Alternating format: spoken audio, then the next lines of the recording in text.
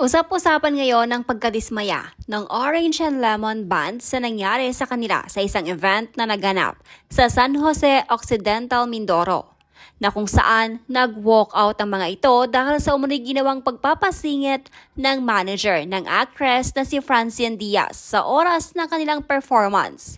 Kung pagbabasehan ang mga kumalat ngayon na video ng mga netizens na nakapanood mismo ng nasabing event, nasa kaligitnaan na ng pagpa-perform ang Orange and Lemon Band nang bigla na lamang pinapasok ng MC si Francine at pinakilala sa mga manonood na naging dahilan kaya naputol ang performance ng banda.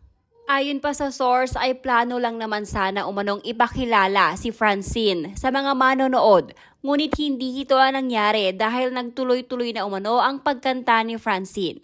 Dito nga mararamdaman na tila dismayado ang banda sa nangyari dahil nang mag-umpisa nang mag-perform si Francine ay may kapansin-pansin ang malakas na tunog ng gitara.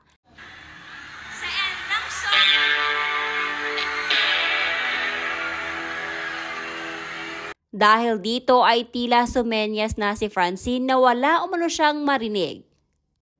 Matapos ng naging performance ni Francine ay bumalik naman din ang Orange and Lemon Band sa stage at humingi ito ng dispensa sa kanilang mga manonood na nag-aantay sa kanilang performance.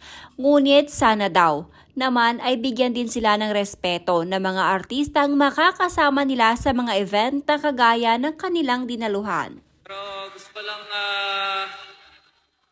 panghingi ng paunhin, pero kailangan sabihin to para sa mga artist na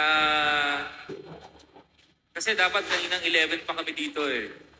So sana naman walang sumisingit. Yun lang. Respeto lang ba? So yun lang, gusto ko lang sabihin yun. Ayoko masira yung pag-enjoy natin ngayong gabi. So, let's do this.